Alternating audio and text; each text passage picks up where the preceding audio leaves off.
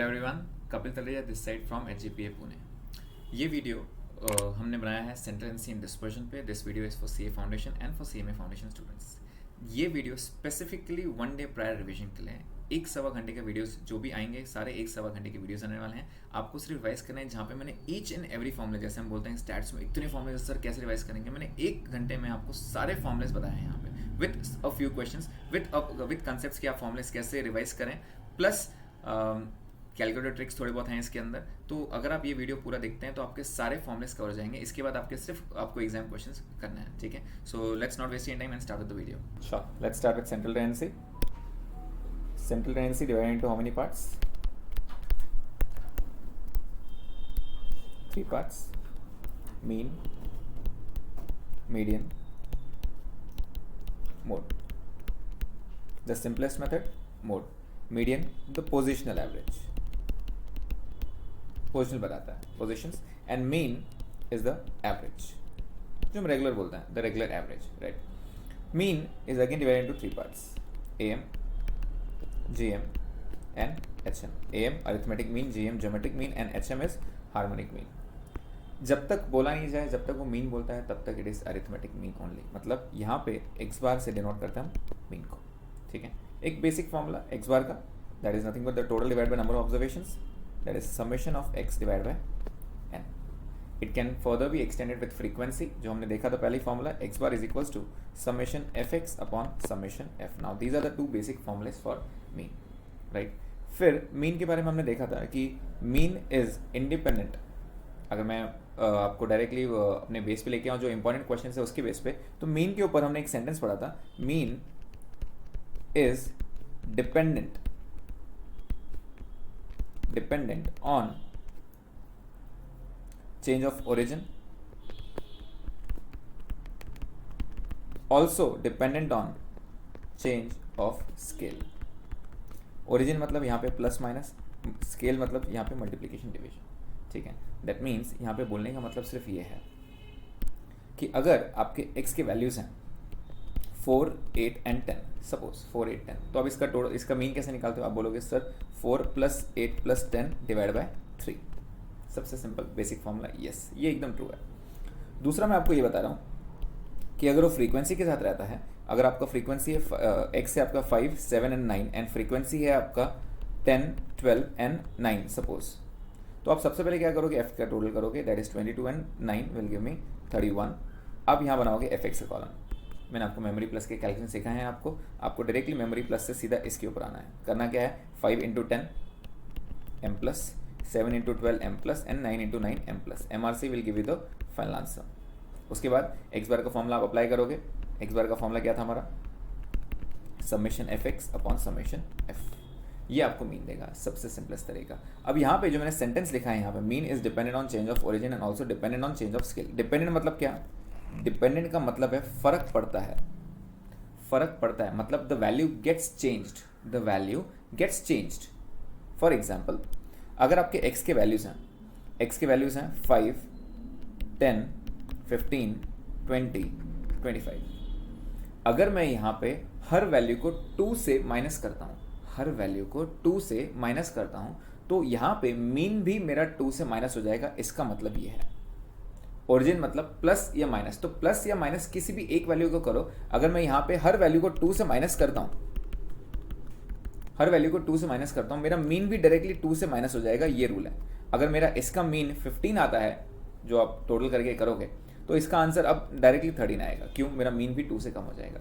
वही चीज़ अगर मैं यहाँ पे 3 प्लस करता हूँ सब वैल्यूज़ को, तो मेरा नया मीन भी जो रहेगा वो डायरेक्ट 3 प्लस हो जाएगा। अगर मैं हर वैल्यू को 2 से मल्टीप्लाई करता हूँ, तो मेरा मीन भी 2 से मल्टीप्लाई हो जाएगा।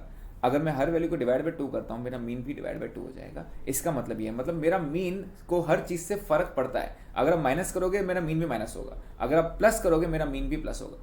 अगर आप मल्टीप्लाई करोगे, मेरा मीन भी मल्टीप्लाई होगा। अगर आप डिवाइड करोगे, मेरा मीन भी डिवाइड होगा। इसका मतलब ये है। क्लियर है? फॉर एग्जाम्पल, अगर मैं इसको और आगे थोड़ा ब्रीफ आउट करूँ, तो अगर मेरा मीन दिया हुआ है, मीन दिया हुआ है 10 और नीचे दिया हुआ है every observation is added by 3, is added by 3, तो मेरा what is the new mean? तो आप बोलोगे डायरेक्टली 13, 10 + 3। अगर वो बोलता है एडेड नहीं था, अगर वो बोलता है सब्ट्रैक्टेड बाय 4, तो आप नया मीन क्या करोगे, 10 माइनस 4 दैट इज 6। अगर हर ऑब्जर्वेशन 20% से हाइक होता है 20% से, तो मेरा मीन भी 20% से हाइक होगा, दैट इज 12। 10 plus 20%, clear. अगर वो बोल रहा है कि 10% से डिक्रीज हो रहा है, 10% से डिक्रीज हो रहा है हर वैल्यू, तो मेरा मीन भी 10% से डिक्रीज होगा, that is 9, 10 minus 10%। Getting the point. तो यहाँ पे ये सेंटेंस बहुत इंपॉर्टेंट है, mean is dependent on change of origin and also dependent on change of scale. Dependent मतलब क्या, फर्क पड़ता है, फर्क पड़ेगा मतलब हर वैल्यू मेरी चेंज होगी। एंड उसी की वजह से अगर आप अज्यूम मीन का फॉर्मूला याद रखोगे, अज्यूम मीन का, तो फॉर्मूला यहाँ पे रेगुलर मीन का क्या था, it was summation X upon N. Assumed mean में आप एक मीन खुद से अज्यूम करते हो which is denoted by A. आप एक कॉलम बनाते हो which is X minus A. A is any value, आप अज्यूम करो खुद से कोई भी मीन है, अगर वो वैल्यू है वहां पे, तो आपका नया फॉर्मूला क्या रहेगा, तो X bar will be, this time it will be summation D upon N. It's not summation X upon N but it will be summation D upon N, because आपका यहाँ जो एक्स के वैल्यूज थे उसको आपने रिप्लेस किया D से। तो फॉर्मूला तो यही है, लेकिन आपने ए माइनस किया था ना, ए माइनस किया, तो एक्स बार बोलता है देखो अगर आप ए माइनस करोगे मैं उतने से वापस कम हो जाऊंगा, तो मुझे वापस ऐड कर दो, दैट मीन्स प्लस ए कर दो यहाँ पे, तो आपका एक्स बार वापस आ जाएगा, क्लियर। अगर आप यहाँ पे एक्स की वैल्यूज हैं 10, 12, 14, 20 एंड 25, अगर आप यहाँ डी लेते हो which is X minus certain value में इट बी 14, एनी वैल्यू आप यहाँ से भी ले सकते हो, कोई भी वैल्यू ले सकते हो, यहाँ से लेने में थोड़ा आसान पड़ता है। अगर आप ये वैल्यू लेते हो तो 10 minus 14 will give you -4, -2, 0, 6 and 9। इस बार आप क्या करोगे, समेशन डी लोगे, तो एक्स बार का फॉर्मूला क्या रहेगा, it will be summation D upon N. जो आपका समेशन एक्स अपॉन एन रहता था, आप समेशन डी हो जाएगा, लेकिन आपने क्योंकि 14 माइनस किया है, वो बोलता है मुझे 14 प्लस करके दो वापस। ये रूल यहाँ रुकता नहीं है। एक्स बार क्या बोलता है, अगर आप यहाँ माइनस करते हो तो फॉर्मूले में मुझे प्लस करके दो, अगर आप यहाँ पे प्लस करते हो तो फॉर्मूले में मुझे माइनस करके दो, अगर आप यहाँ पे मल्टीप्लाई करते हो तो फॉर्मूले में मुझे डिवाइड करके दो, और अगर आप यहाँ पे डिवाइड करते हो तो फॉर्मूले में मुझे मल्टीप्लाई करके दो। क्यों, सिंपल रीजन, वो डिपेंडेंट है, फर्क पड़ता है। फॉर एग्जाम्पल, अगर यहाँ पे x है और यहाँ पे d आपने यूज किया x डिवाइडेड बाय 3, तो आपने यहाँ पे क्या किया, डिवाइड बाय 3 किया, तो फॉर्मूला क्या रहेगा आपका, it will be summation d upon n। क्यों, पहले समेशन x अपॉन n था, अब समेशन d अपॉन n हो जाएगा, लेकिन यहाँ पे डिवाइड बाय 3 किया ना, तो ये बोलता है मुझे मल्टीप्लाई बाय 3 करके दो, तो आपका आंसर वही रहेगा, it will be unchanged. I getting this point. अच्छा, ये था मीन के ऊपर। अब यहाँ पे एक इंपॉर्टेंट सेंटेंस है मीन का, जो आपके हर चैप्टर में कवर होता है, that is sum of deviations taken from actual mean is always 0। ये सेंटेंस बहुत बार एग्जाम में पूछा भी गया है और आपको समझ में भी आना चाहिए। इसका मतलब क्या है, सम मतलब क्या, total, deviations taken from actual mean, अगर आप एक्चुअल मीन से डिवाइड करते हो, मतलब यहाँ पे अगर ये x है और अगर आपका d which is x minus x bar, इसका टोटल हमेशा 0 आएगा। अगर आप डेविएट करते हो एक्चुअल मीन से, तो उसका टोटल हर बार 0 ही आना है। ये प्रूव्ड रिजल्ट है। अब आपको प्रूव यहाँ करने की जरूरत नहीं है, आप डायरेक्टली लिख सकते हो सम मतलब क्या, टोटल ऑफ डेविएशन, डेविएशन मतलब डी कॉलम, डेविएशन किससे लेना है, एक्स बार से, एक्चुअल मीन से। अगर आप एक्चुअल मीन से डेविएशन लेते हो तो उसका आंसर हमेशा 0 आता है। आप कोई भी प्रॉब्लम लेके आंसर कर सकते हो, इसका आंसर 0 आएगा। This is not the right time कि आप प्रूव करते बैठो, आप डायरेक्टली लिख सकते हो sum of deviation taken from actual mean is always 0। Clear, okay. अब यहाँ पे आपको क्वेश्चंस कैसे आएंगे, क्वेश्चंस किस टाइप के आएंगे, तो यहाँ पे summation i is equals to 1 to 10 x minus 5 is equals to 40। अब ये क्या है, ये देखने के बाद नॉर्मली बच्चे अटेम्प्ट करने की कोशिश नहीं करते, बट ये बहुत सिंपल सा है। इसका बोलने का मतलब क्या है, वो ये बोलना चाहता है कि आपका एक x का कॉलम है, i is equals to 1 to 10, मतलब यहाँ पे n नंबर ऑफ ऑब्जर्वेशन से 10 ऑब्जर्वेशन है, ठीक है। x माइनस 5, तो उसने एक कॉलम बनाया which is d is equals to x minus 5 और उसका टोटल आया 40। उसका बोलने का मतलब ये है, अगर वो पूछता है find the mean over here, x bar find करो यहाँ पे, तो एक्स बार का फॉर्मूला क्या है, अगर आप इस डेटा को इसमें कन्वर्ट करते हो तो आपको समझ में आएगा। अभी इसका बोलने का मतलब क्या है, एक सम, यहाँ पे समेशन दिया है, समेशन मतलब 40 दिया है, किसका, एक डी कॉलम बनाया है जो x माइनस 5 लिया गया है। तो यहाँ पे what is a, it is 5, तो फॉर्मूला क्या रहेगा, x bar will be summation d upon n plus a। तो यहाँ पे समेशन d कितना है 40, n कितना है 10, a कितना है 5, and this will be a final answer. जो भी आपका आंसर रहेगा that will B 9। I getting this point. तो इस टाइप के क्वेश्चंस भी आ सकते हैं। फॉर एग्जांपल मैं अगर आपको बोल दूं summation of i is equals to 1 to 10 x minus 10 is equals to 0, आपको याद आ रहा है क्या, डेविएशन किससे लेने के बाद 0 आता है, एक्चुअल मीन से, तो कहना है mean is 10 itself. Directly mean 10 है यहाँ पे। क्यों? क्योंकि डेविएशन 0 कब आ सकता है? व्हेन द डेविएशन से टेकन फ्रॉम एक्चुअल मीन, तो उसका टोटल 0 आना है, तो एक्चुअल मीन 10 रहा होगा। क्लियर? तो इस टाइप के क्वेश्चंस आपको ट्रिक करने के लिए आ सकता है। Clear? Okay, so this was AM, arithmetic mean. Coming to GM, what is GM? What is GM? तो GM is nth root of the product of n observations. Nth root of the product of n observations. इसका मतलब क्या हुआ कि जितने आपके numbers हैं उतना रूट निकालो, जितने आपके नंबर्स हैं उतना रूट निकालो। मतलब क्या? अगर आपके x की वैल्यूज हैं 5, 7 एंड 9, क्लियर? तो आप इसका क्या करोगे? 5 इंटू 7 इंटू 9, अगर आपको देख रहा होगा प्रोडक्ट लिखा है मैंने, तो तीनों को मल्टीप्लाई करो और कितने नंबर्स है? 3, तो इसका क्यूब रूट निकालो। क्लियर? और क्यूब रूट कैसे निकालना है, 4th रूट 5th रूट कैसे निकालना है, मैंने आपको कैलकुलेटर पे सिखाया है सब कुछ, राइट? तो आप वो रूल फॉलो करके आप GM की वैल्यू बहुत इजीली निकाल सकते हैं। क्लियर? अब अगर मैं इसका शॉर्टकट बताऊं आपको कि आपको क्यूब रूट नहीं निकालना है, तो बेटर वे क्या करना? अब इसका आंसर तो पता नहीं है आपको, तो आप क्या करोगे? 5 इंटू 7 इंटू 9 लिख दोगे। 5 इंटू 7 इंटू 9 लिख दोगे। कितना आ रहा है? 5 into 7 into 9, that comes to 315। आपका ऑप्शन जो रहेगा, ठीक है, आपका ऑप्शन, अब इसका आपको क्यूब रूट निकालना है। इसका क्यूब रूट, फॉर एग्जांपल बता रहा हूँ, इसका आंसर ये नहीं है जो मैं बता रहा हूँ, लेकिन ऐसे मान के चलो कि इसका आंसर सपोज 5 आता है, सपोज क्यूब रूट इसका 5 आता है, तो ऑप्शन में रहेगा ABCD, ऑप्शन में रहेगा ABCD। तो आप क्या करोगे? 5 का क्यूब निकाल के देख लो, अगर 5 का क्यूब ये आ रहा है तो ये ऑप्शन बिल्कुल सही है।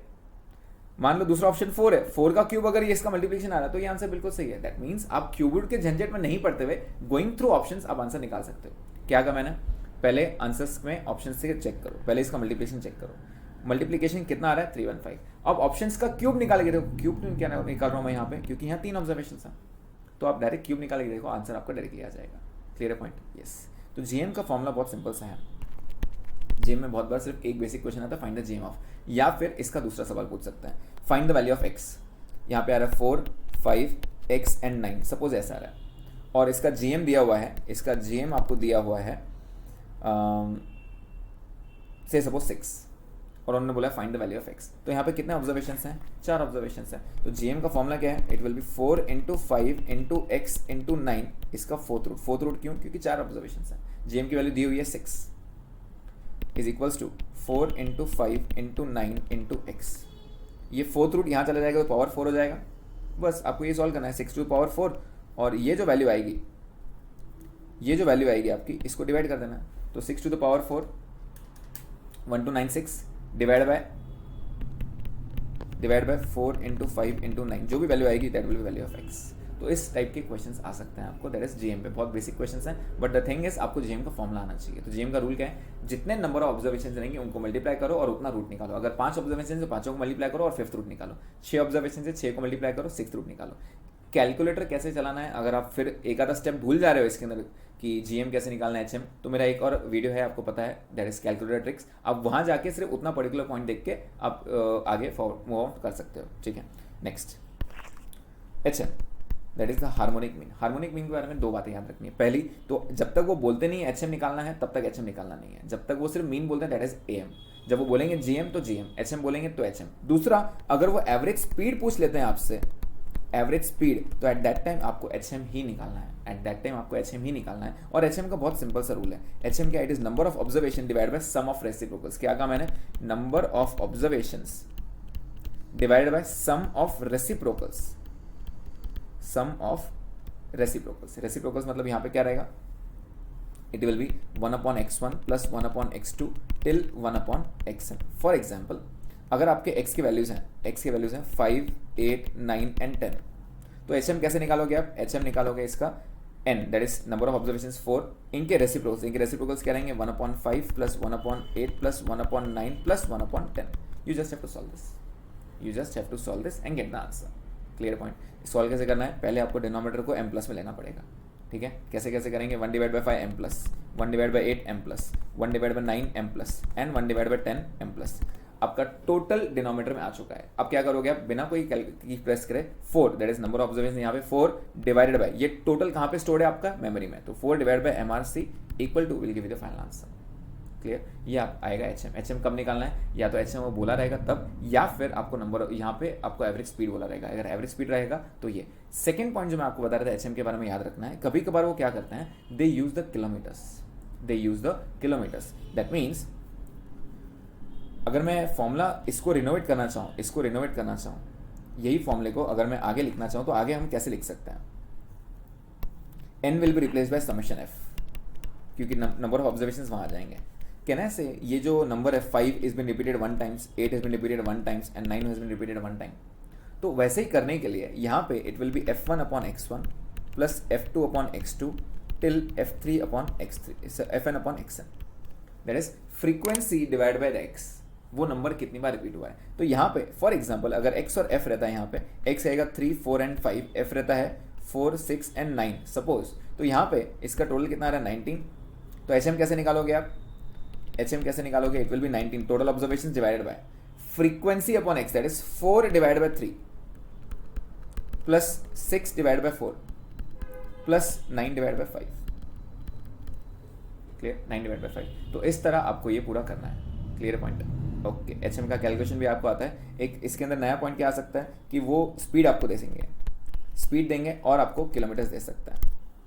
Eight that time please make sure आप एवरेज स्पीड निकाल रहे हो, तो स्पीड आपका x बनेगा और किलोमीटर्स आपका फ्रीक्वेंसी बनेगा, क्लियर। अगर वो बोलते हैं 10 किलोमीटर इतनी स्पीड पे चला, 20 किलोमीटर इतनी स्पीड पे चला, तो किलोमीटर्स क्या बनेंगे, आपकी फ्रीक्वेंसी बनेगी। यहाँ पे नॉर्मली बच्चे गड़बड़ कर देते हैं, यहाँ उल्टा कर देते हैं, इसको x पकड़ के स्पीड को f कर देते हैं। आप एवरेज स्पीड निकाल रहे हो तो स्पीड x रहना चाहिए, ना कि f रहना चाहिए। Point clear, yes, okay. उसके बाद इसमें एम्पिरिकल रिलेशनशिप आता है। एम्पिरिकल रिलेशन यहाँ पे gm square is am into H M, मतलब gm itself is the gm of am and hm, right. अब इन तीनों, अब ये फॉर्मूला क्या है, इन तीनों में से कोई दो वैल्यू दी रहेगी, आप तीसरी वैल्यू निकाल सकते हो। इन तीनों में से कोई दो वैल्यू रहेगी, आप तीसरी वैल्यू बिल्कुल निकाल सकते हैं, या फिर आप इसको बोल सकते हैं gm is nothing but under root of am into H M. तो इन तीनों में से जो दो वैल्यूज रहेगी आप ये फॉर्मूला यूज करके बिल्कुल आंसर निकाल सकते हैं, थर्ड वाला। दूसरी बात, यहाँ पे आप कोई भी ऑब्जर्वेशन ले लो, कोई भी सेट ऑफ ऑब्जर्वेशन ले लो, हमेशा am बड़ा रहेगा gm से, हमेशा hm से बड़ा रहेगा। क्यों, फॉर डिस्टिंक्ट ऑब्जर्वेशन, डिस्टिंक्ट मतलब क्या, अलग अलग ऑब्जर्वेशन, क्लियर। अलग अलग ऑब्जर्वेशन मतलब जैसे ऑब्जर्वेशन से 4, 10, 9, सपोज 4, 9 और 10 ऑब्जर्वेशन है, आप इसका am भी निकालो, इसका gm भी निकालो, इसका hm भी निकालो, हमेशा ये रिजल्ट प्रूव रहेगा, am हमेशा बड़ा ही रहेगा। एक ही केस में इक्वल हो सकता है, एक ही केस में ये इक्वल हो सकता है, कब, when all the observations are same, when all the observations are same, सारे ऑब्जर्वेशन जब सेम रहेंगे तभी यहाँ पे ये निकाला जा सकता है, क्लियर, तभी यहाँ पे ये निकाला जा सकता है। मतलब अगर आपके ऑब्जर्वेशन से 5, 5 और 5, तो am क्या रहेगा 5, gm क्या रहेगा 5, hm क्या रहेगा 5। In rest all the cases अगर एक भी ऑब्जर्वेशन चेंज हो जाता है, सपोज 6 हो जाता है यहाँ पे, तो एट दैट टाइम am हमेशा बड़ा रहेगा। तो इन जनरल रूल क्या लिखा रहता है, in general am will be greater than equal to gm will be greater than equal to hm। तो ये तीनों बहुत बार पूछा जाता है एग्जाम में, तो यहाँ याद रखना, इन जनरल पूछा है या फॉर डिस्टिंक्ट पूछा है। डिस्टिंक्ट मतलब अलग अलग ऑब्जर्वेशन, तो वहाँ पे आपको ये रूल काम आएगा, ठीक है। चलो, सो आई होप आपका am gm hm यहाँ पे कवर हो गया। नेक्स्ट पार्ट क्या था आपका, मीडियन। मीडियन के इस बीच में क्या था, median is nothing but the positional average, the central value जो सबसे बीच में रहेगा उसको हम बोलते हैं मीडियन, जो सबसे बीच में रहेगा। इसमें आपको स्टेप्स क्या याद रखना है कि पहला स्टेप है आपका असेंडिंग ऑर्डर अरेंज करना है। दैट मीन्स अगर x के वैल्यूज हैं 4, 8, 10 एंड 15 एंड 9, तो यहाँ पे आप ये नहीं बोल सकते डायरेक्टली 10, आपको पहले असेंडिंग ऑर्डर में अरेंज करना पड़ेगा।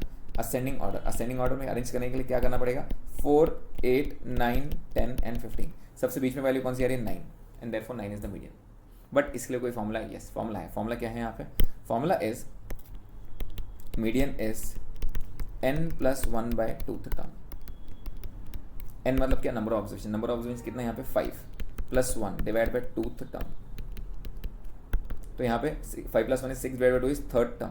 तो थर्ड टर्म को क्या बोलते हैं, थर्ड टर्म को डिनोट करते हैं rank of median. It is not median but it is rank of median, कि मीडियन कौन से पोजीशन पे आने वाला है, इसको हम बोलते हैं रैंक ऑफ मीडियन। तो थर्ड टर्म जाके चेक करो, तो थर्ड टर्म आ रहा है क्या 9, yes, so this is the median. तो please the point to be noted is ascending order जब आप बनाते हो या फिर डिसेंडिंग ऑर्डर बनाते हो, दैट इज छोटे से बड़ा या बड़े से छोटा, एनी विल डू, जो सबसे बीच में आ रहा है उसको हम मीडियन कहलाते हैं। तो यहाँ पे थर्ड टर्म को क्या बोलेंगे, 3 is the rank of median and what is the value of median is 9, clear. यहाँ पे ये नॉर्मल केस था। अच्छा, अगर इवन नंबर्स रहेंगे तो क्या, इवन नंबर्स फॉर एग्जांपल अगर x है, x की वैल्यूज हैं 4, 8, 10 15, 9 एंड 7।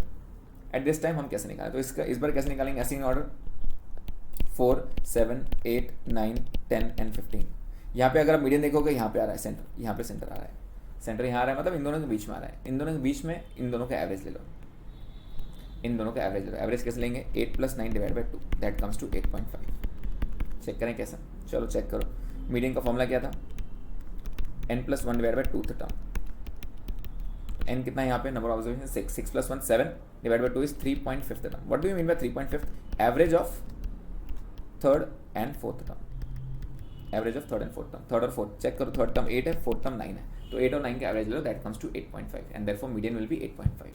क्लियर है, ओके। मूविंग अहेड, एक्स और एफ के केस में दैट इज फ्रीक्वेंसी की अगर रही तो क्या करना पड़ता है, तो जैसे मीन के लिए जब मीन निकालना रहता है आपको दो कॉलम चाहिए रहते हैं, एफ और एक्स, तो आप कौन सा कॉलम बनाते हो, एफ एक्स आप कॉलम बनाते थे। बट मीडियन के लिए it is not F X, median के लिए आपको एक कॉलम बनाना रहता है, that is C F, that is a cumulative frequency less than cumulative frequency. अगर एक्स है एफ है तो आप सी एफ निकालोगे, क्यूमुलेटिव फ्रीक्वेंसी। फॉर एग्जाम्पल अगर एक्स की वैल्यूज हैं 3, 4, 8, 10, सपोज एक्स की वैल्यूज ये हैं, फ्रीक्वेंसी है 7, 9, 4 and 5, suppose this is the frequency. तो आप क्या करोगे यहाँ पे, 7 + 9 will give me 16 + 4 will give me 20 + 5 will give me 25।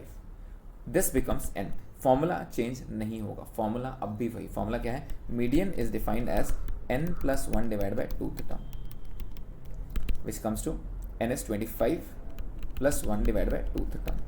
तो यहाँ पे आप देखोगे 13th टर्म आ रहा है, तो ये 13 जाके कहाँ चेक करोगे, f में या सी एफ में, तो ये 13th टर्म जाके चेक करोगे सी एफ में। सी एफ में 13 कहाँ पे आ रहा है, तो यहाँ आ रहा है, पहले 7 तक तो ये आ रहा है, 8 से 16 तक ये नंबर आ रहा है, तो 16 मीडियन नहीं है, उसके सामने जो x की वैल्यू है ना दैट इज मीडियन, उसके सामने जो x की value that is median, therefore median is 4, median is 4। Are you getting this point, okay. Suppose ऐसा होता, इसको हटा देते हैं 1 मिनट के लिए। सपोज ऐसा होता कि आपका आंसर आता 16.5 टर्म, एग्जाम्पल बता रहा हूं, अगर आपका आंसर आता 16.5 टर्म, तो आप 16.5 कहाँ ढूंढने जाओगे, सी एफ में ढूंढने जाओगे। तो 16.5 मतलब क्या, एवरेज ऑफ 16 एंड 17। तो आप जाओगे 16 कहाँ आ रहा है, यहाँ पे आ रहा है, और 17 कहाँ आ रहा है, उसके नीचे आ रहा है। तो 16th टर्म कौन सा है, 4, और 17th टर्म कौन सा है, 8। तो 4 और 8 का एवरेज लोगे आप, गेटिंग दिस पॉइंट। 16.5 मतलब क्या, एवरेज ऑफ 16 एंड 17। तो आप 16 और 17 कहाँ ढूंढने जाओगे, सी एफ में ढूंढने जाओगे। सी एफ में 16 टर्म यहाँ आ रहा है, 17 टर्म नीचे आ रहा है, तो 16 के सामने जो आ रहा है 4 और 8, 17 के सामने क्या आ रहा है 8, तो 4 और 8 का एवरेज, तो 4 और 8 का एवरेज क्या रहेगा, 6, and therefore 6 is the median. Getting the point. अच्छा, अगर 11.5 टर्म आता तो 11.5, तो एवरेज ऑफ 11 एंड 12, 11 चेक करो कहाँ आ रहा है, यहीं पे आ रहा है, 12 कहाँ चेक करो, यहीं पे आ रहा है, मतलब 11th टर्म भी 4 है, 12th टर्म भी 4 है, तो एवरेज 4 ही है। क्लियर, तो इस टाइप के ये अलग अलग वैरायटी आ सकती है। तो यहाँ पे ये था एक्स और एक्स एफ के केस में। फॉर्मूला चेंज हुआ क्या, फॉर्मूला बिल्कुल चेंज नहीं हुआ, फॉर्मूला वही था। यहाँ पे अलग फॉर्मूला क्या है, group data.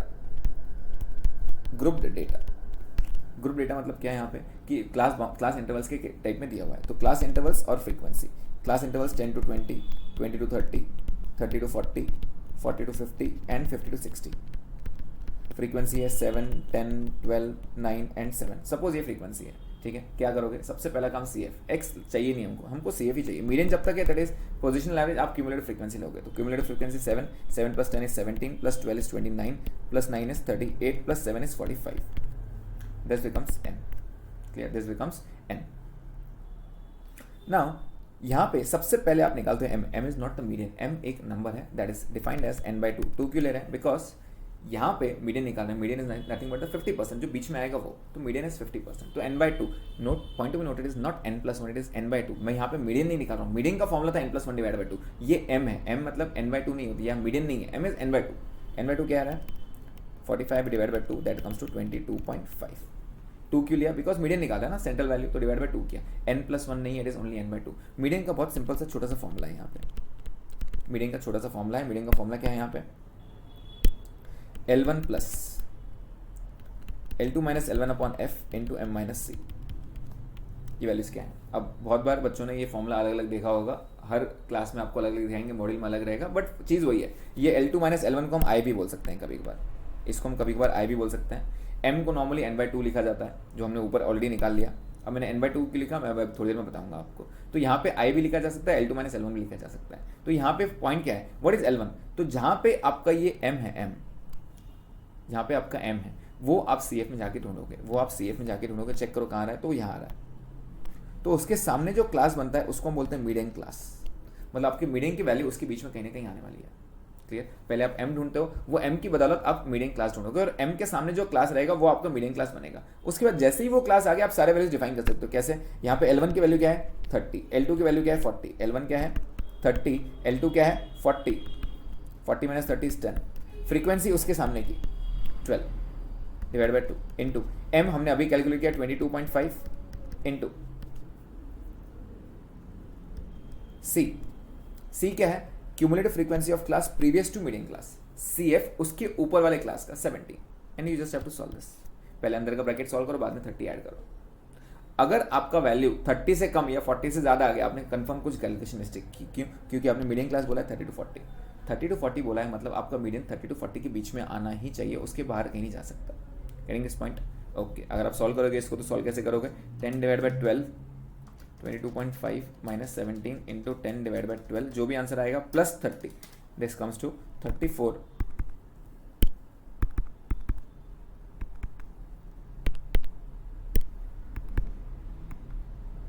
Just 1 second.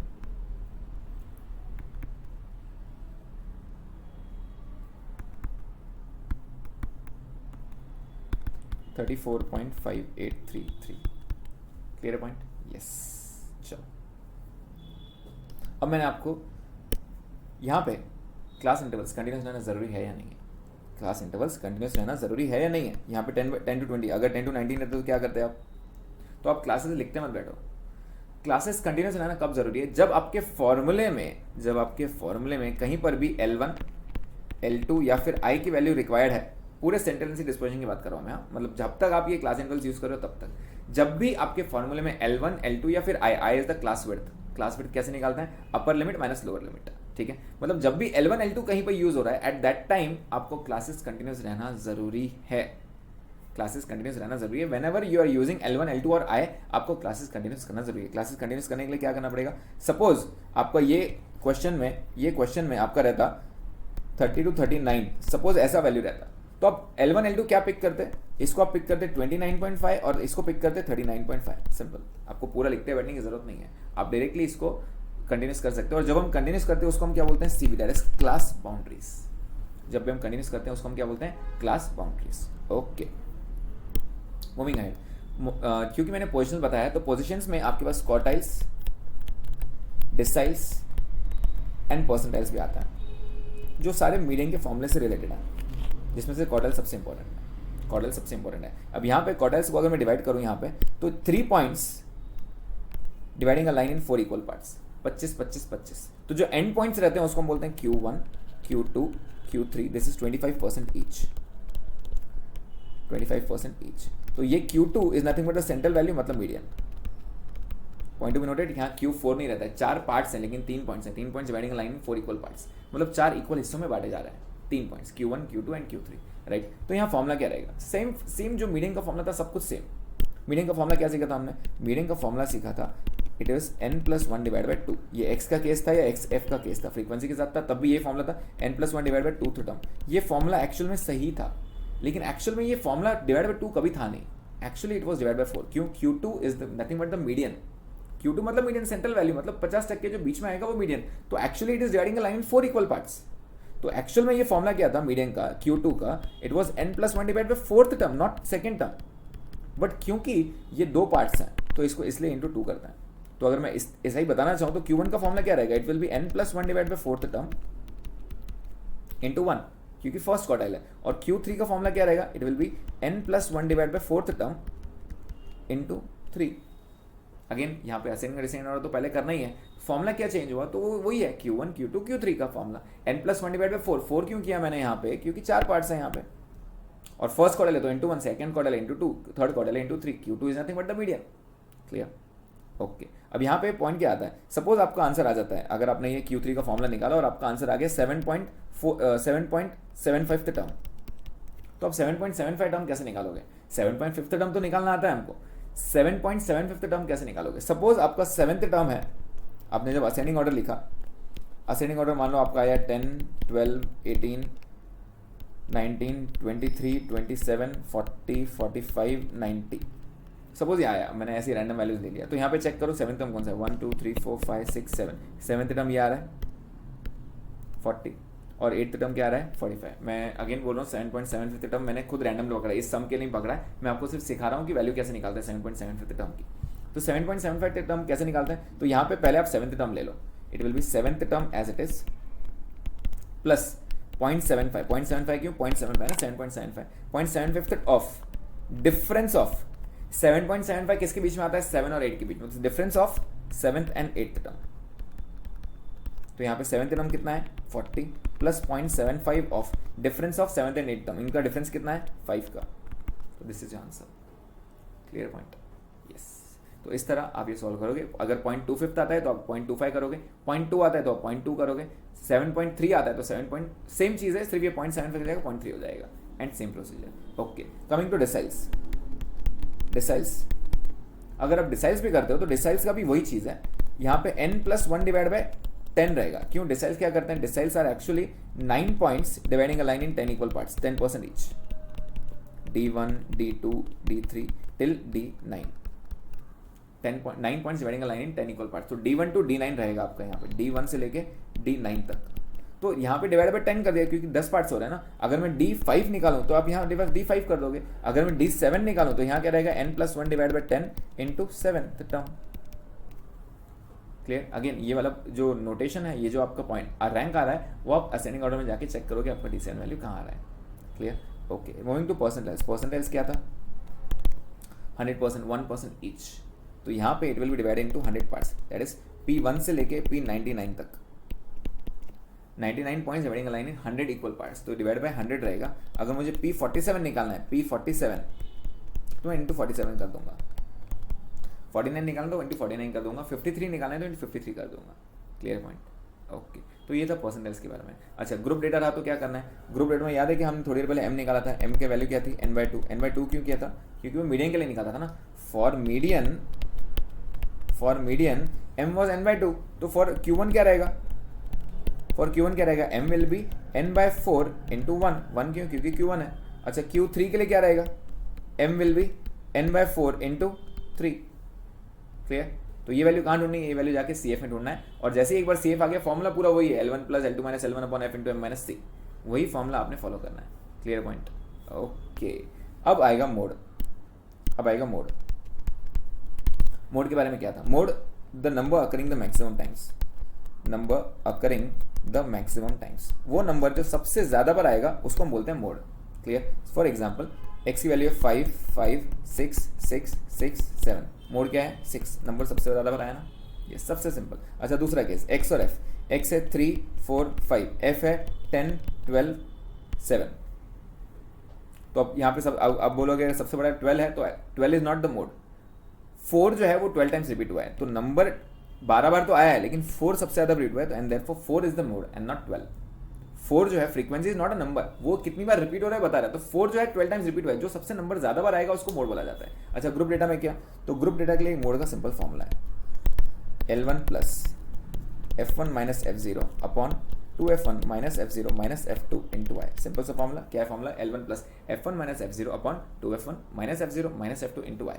Clear, ये फॉर्मूला क्या है, ये फॉर्मूला ऐसा है कुछ कि आपका क्लास इंटरवल है और फ्रीक्वेंसी है।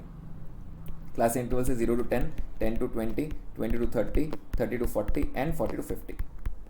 फ्रीक्वेंसी है 7 9 10 11, या फिर इसको कर देते हैं हम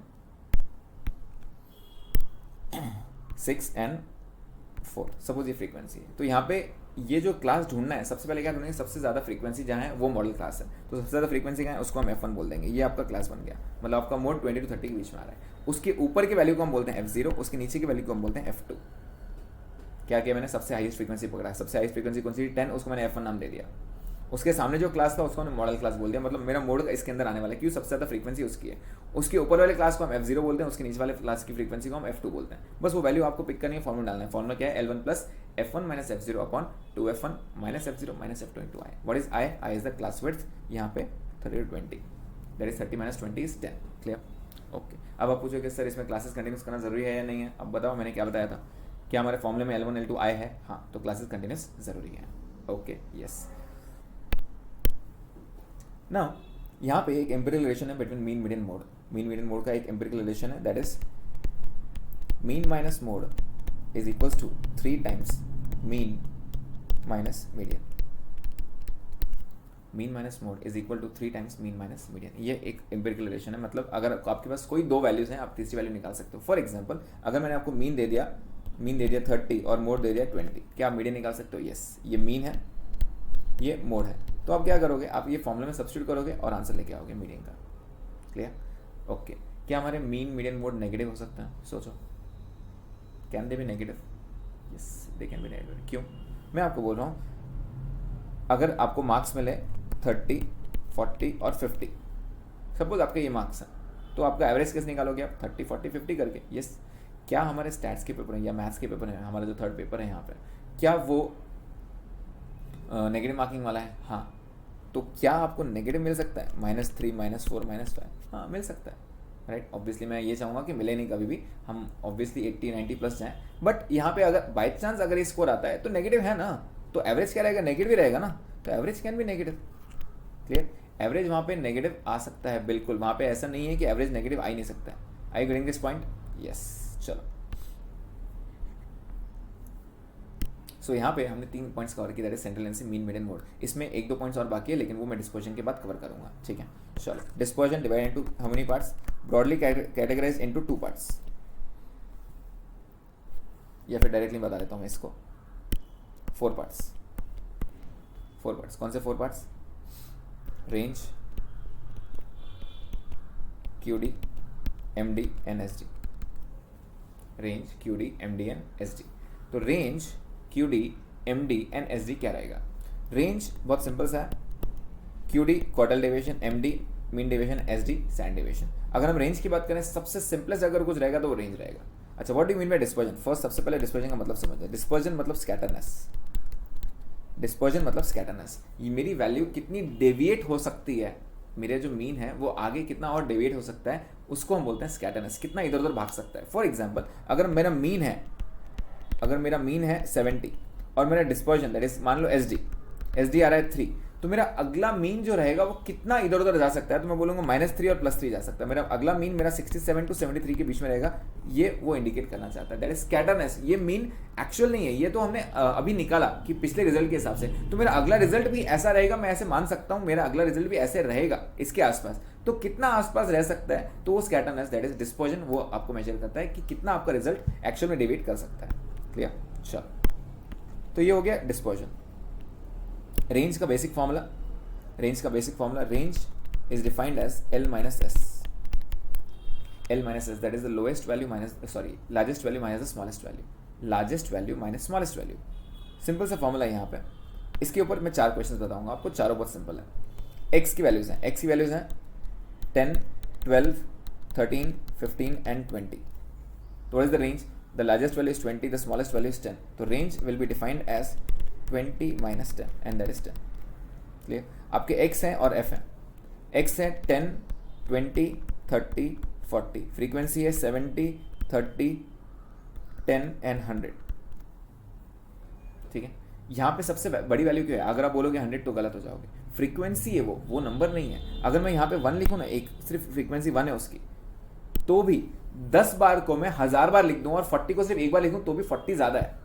40 बड़ा ही रहेगा 10 से. 1000 बार लिखने के बाद भी 40 ज़्यादा ही रहेगा. दैट मीन्स हाईएस्ट वैल्यू कौन सी है यहाँ पे? 40. स्मॉलेस्ट वैल्यू कौन सी है? 10. फ्रीक्वेंसी हमारे काम की नहीं है. इस सबसे बड़ा ड्रॉबैक है रेंज का. फ्रीक्वेंसी वो कंसीडर करता ही नहीं है, वो कितनी बार रिपीट हो रहा है, वो सिर्फ रेंज देखता है. सबसे लार्जेस्ट वैल्यू कौन सी है? 40. सबसे स्मॉलेस्ट वैल्यू कौन सी है? 10. एंड देयरफॉर रेंज क्या रहेगा? 40 minus 10. Largest value minus smallest value. Clear? Okay.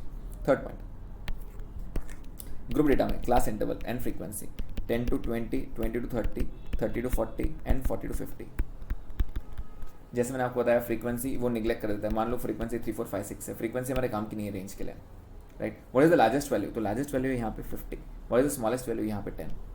तो रेंज क्या रहेगा? 50 minus 10 and therefore it will B 40. Clear? Largest value, upper limit of the highest class and lower limit of the lowest class will be lowest value, smallest value. Clear? L minus S. Okay. And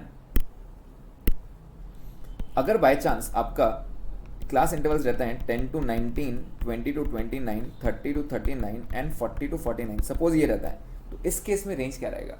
इस case में range. तो अगर आपको याद आ रहा होगा, क्या हम यहाँ पे क्लास इंटरवल में से L1 L2 यूज़ कर रहे हैं? यस, मैं L1 L2 तो यूज़ कर रहा हूँ यहाँ पे। तो कंटिन्यूस रहना ज़रूरी है या नहीं है? बिल्कुल है। अगर मेरे फॉर्मूले में L1 L2 कहीं पर लग रहा है तो क्लासेस कंटिन्यूस रहना ज़रूरी है। एंड देयरफॉर यहाँ पे मैं लूँगा 49.5 और यहाँ पे लूँगा मैं 9.5। अपर लिमिट में प्लस 0.5 ऐड करूँगा, लोअर लिमिट में 0.5 माइनस करूँगा। It will be 9.5 and 49.5 and therefore the range will be 49.5 minus 9.5। Getting the point? And उसके बाद एक फॉर्मूला है, that is coefficient of range.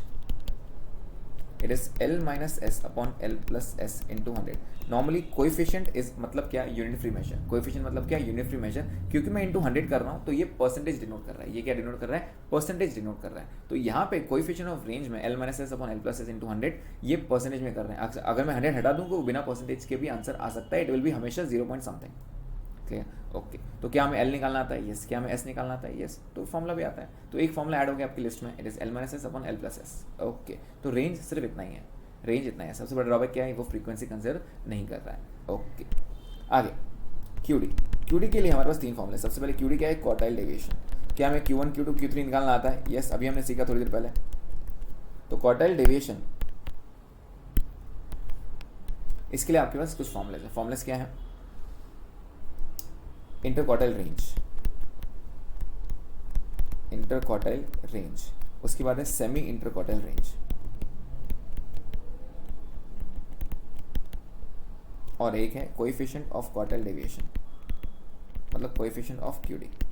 3 formula है, ठीक है। अब the name indicates quartile range. Range क्या था? It is largest value minus smallest value. अब मुझे बताओ, क्वार्टाइल्स में 3 क्वार्टाइल्स है, Q1 Q2 Q3। 3 क्वार्टाइल्स है हमारे पास। तो 3 क्वार्टाइल्स में सबसे लार्जेस्ट वैल्यू कौन सी रहेगी? Q3। और सबसे स्मॉलेस्ट वैल्यू Q1। तो वही फॉर्मूला है हमारा। अगर आप रेंज का फॉर्मूला देखो, रेंज का फॉर्मूला क्या था? Largest value minus smallest value. तो रेंज में क्वार्टाइल्स में रेंज, क्वार्टाइल्स की अगर मुझे रेंज निकालनी है तो हाईएस्ट वैल्यू Q3 रहेगा, स्मॉलेस्ट वैल्यू Q1 रहेगा। तो Q3 माइनस Q1। सेमी मतलब आधा। आधा मतलब कैसे? तो it will B Q3 minus Q1 divide by 2, आधा। इसको ही बोला जाता है QD। सेमी इंटरक्वार्टाइल रेंज को ही QD बोला जाता है। That is Q3 minus Q1। Coefficient again the same formula, Q3 minus Q1 upon Q3 plus Q1 into 100। Again coefficient it will be unit free measure. अगर into 100 लगाते हो तो आप answer percentage में लगाओगे।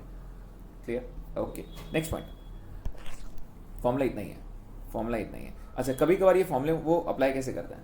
अगर वो डेटा नॉर्मली डिस्ट्रीब्यूटेड है तो एट दैट टाइम वो क्या करता है? कभी कभार आपको मीडियन देता है। तो मीडियन, अगर आप ये फॉर्मूला यूज करोगे तो ही, मतलब अगर क्वेश्चन के रिक्वायरमेंट के हिसाब से रहेगा तो median is nothing but Q1 और Q3 के बीच में, तो उनका एवरेज। तो Q1 plus Q3 divide by 2। ये फॉर्मूला अगर वो नॉर्मली डिस्ट्रीब्यूटेड है तब यूज कर सकते हैं। मतलब अगर आपको बाय चांस क्वार्टाइल डेविएशन के बारे में पूछते हैं और वो मीडियन देते हैं आपको, तो आप ये मत बोलो सर मीडियन तो था ही नहीं इसके अंदर। तो मीडियन निकालने के लिए अगर आपके पास मीडियन है तो you can calculate the value of Q1 plus Q3 directly. अगर आपके पास मीडियन है Q3 है, क्या आप Q1 निकाल सकते हैं? हाँ, निकाल सकते हो। आप एज्यूम कर लेना कि ये डेटा एकदम नॉर्मली डिस्ट्रीब्यूटेड है। आप क्या करोगे? मीडियन और Q3 निकाल। अगर मीडियन दिया है, Q3 दिया है, आप Q1 निकाल सकते हो। Q1 Q3 दिया है, मीडियन निकाल सकते हो। तो इस फॉर्मूले से आप ये चीज़ भी निकाल सकते हो। Clear? Okay, moving ahead. Mean deviation. अब मीन डेविएशन बहुत सिंपल सा पार्ट है। It is basically a three step procedure. तो मीन डेविएशन क्या रहता है? मीन डेविएशन अबाउट या mean deviation from mean? Mean deviation from mean. अब मैं बहुत सिंपल सा चीज बताऊंगा, प्लीज ध्यान देना यहाँ पे। It is a three step procedure and it is a reverse procedure. यहाँ से यहाँ आना है, यहाँ से यहाँ आना है, रिवर्स। तो पहला स्टेप क्या रहेगा? पहले मीन निकालो। सेकंड स्टेप डेविएशन निकालो। और थर्ड स्टेप वो जो डेविएशन निकाला ना उसका मीन निकालो। क्या कहा मैंने? पहले मीन निकालो, सेकेंड स्टेप उसका डेविएशन निकालो, एंड थर्ड स्टेप वापस से मीन निकालो। 3 स्टेप और आंसर आपका खत्म। तो पहला काम आपका रहेगा फ्रॉम। तो वो क्या बता? अबाउट मीन मतलब क्या? वो बोल रहा है डेविएशन मीन से लो। डेविएशन किससे लो? मीन से लो। तो यहाँ पे एक्स की वैल्यूज मान लो, एक्स की वैल्यूज हैं 10, 12, 15, 20 एंड 13। सपोज ये वैल्यूज हैं आपकी। क्लियर? अब मैं चाहता हूँ कि आप इसका मीन निकाल के दो मुझे। तो मीन कैसे निकालते हो आप? तो मीन निकालेंगे 10 plus 12 plus 15 plus 20 plus 13 divide by 5। तो क्या इसका आंसर 14 आ रहा है? यस। इसका टोटल आ रहा है 70। तो कहना है से x bar will B 70 divide by 5 which is 14। अब मैं चाहता हूँ आपसे एक कॉलम बनाओ D और यहाँ पे x माइनस एक्स बार लो। लेकिन point to be noted is कि यहाँ पे डेविएशन तो आपने मीन से निकाला। आपको याद आ रहा है कि आंसर 0 आने वाला है? Deviation from mean, yes. Mean deviation का सबसे बड़ा ड्रॉबैक है, it considers only absolute values, absolute मतलब पॉजिटिव वैल्यूज, तो हम इसको मॉड लगा देते हैं। मॉड मतलब क्या, पॉजिटिव वैल्यूज। तो लेट्स टेक द मॉड। तो मॉड क्या करेगा, x माइनस एक्स बार कितना है 14 आया क्या, यस। तो 10 माइनस 14 इज -4, लेकिन आप लोगे +4 क्योंकि मॉड लिया है आपने। आपको सिर्फ डेविएशन निकालना है। सेकंड स्टेप निकालना है डेविएशन। डेविएशन किससे निकालना है, डेविएशन अबाउट मीन मतलब डेविएशन फ्रॉम मीन। तो यहाँ 4 2 1 6 एंड 1, क्लियर, सब पॉजिटिव वैल्यू लिया। अब आपको करना क्या है, सेकंड स्टेप भी हो गया। थर्ड स्टेप ऐसे समझो कि आपका क्वेश्चन ही ये है, इसका मीन निकालेंगे। तो मुझे अब मुझे बताओ आराम से, मीन कैसे निकालते हैं, total divide by number of observation, उसी को मीन डेविएशन बोल जाएगा। तो इसका टोटल, तो मीन डेविएशन का फॉर्मूला क्या बनेगा, क्या आप मीन निकाल रहे हो, हाँ मीन निकाल रहे हैं। मीन का फॉर्मूला क्या था, total divide by number of observation. Total किसका, ये डेविएशन कॉलम का। तो ये डेविएशन कॉलम को हमने नाम क्या दिया, मॉड, समेशन मॉड दी दिया है, yes, upon n, this is mean deviation. क्या बताया मैंने, सबसे पहले मीन निकालो, रिवर्स आना है, मीन निकालो। फिर सेकंड स्टेप क्या है, डेविएशन अबाउट मीन मतलब डेविएशन फ्रॉम मीन। एक कॉलम बनाओ डी, और आपने जो अभी मीन निकाला है उससे डेविएट करके दो। थर्ड स्टेप, जो आपने अभी कॉलम बनाया है उसी का मीन निकालना है। उसका मीन कैसे निकालेंगे, total divide by number of observations. तो total divide by number of observations, this is the formula, summation mod D divide by n। What is the formula for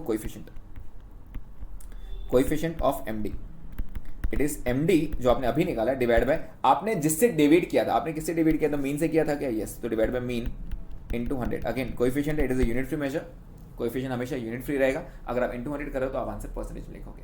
point clear है क्या ये, चलो अब इसको सेकंड प्रोसीजर देखते हैं। अगर मैं सेम क्वेश्चन बोलूं आपको, mean deviation about median, sir अब ये मीडियन डेविएशन नहीं रहता है क्या, नहीं मीडियन डेविएशन नहीं रहता, ये सिर्फ मीन डेविएशन रहेगा। तो it is always mean deviation. किससे डेविएट किससे करना है, मैंने मीडियन से करना है। तो पहले जैसे मैंने आपको अभी बताया कि पहले क्या निकालना है, तो पहले मीडियन निकालना है, क्लियर। पहले हम मीडियन निकालेंगे। तो यहाँ पे x की वैल्यूज अगर मैं आपको बोल दूँ 10 12 15 20 एंड 13, अगर मैं वैसे ही बोल दूँ तो आपको याद आ रहा है कि मीडियन कैसे निकालते हैं। अगर आप बोलोगे डायरेक्टली 15 तो सर ये गलत हो जाएगा। मीडियन निकालने के लिए क्या है, सबसे पहले असेंडिंग ऑर्डर। तो असेंडिंग ऑर्डर क्या है यहाँ पे, 10 12 13 15 एंड 20। तो क्या मीडियन 13 आ रहा है क्या, यस। तो आप डिवाइड किससे करोगे इस बार, 13 से। आप डिवाइड किससे करोगे, 13 से। लेकिन आपको याद रहा होगा मैंने आपको क्या बताया, मॉड लेना है। तो x माइनस 13। तो ये बता रहे डेविएशन किससे करना है, डेविएशन करना है मीडियन से। तो what is the first step, पहले मीडियन निकालो। मैंने निकाला, यस। सेकंड स्टेप डेविएशन निकालना है। तो हम डेविएशन निकालेंगे। How to calculate the deviation, x minus 13, check 3 1 2 7 and 0। And फिर मैंने क्या बताया, क्या करना है, थर्ड स्टेप इज मीन निकालना है। वापस मीडियन नहीं निकालना है, मीन निकालना है। मीन कैसे निकालते हैं, total divide by number of observations. तो यहाँ पे इसका टोटल करो और divide by number of, median deviation का फॉर्मूला क्या रहेगा, it will be summation mod D upon n, same formula.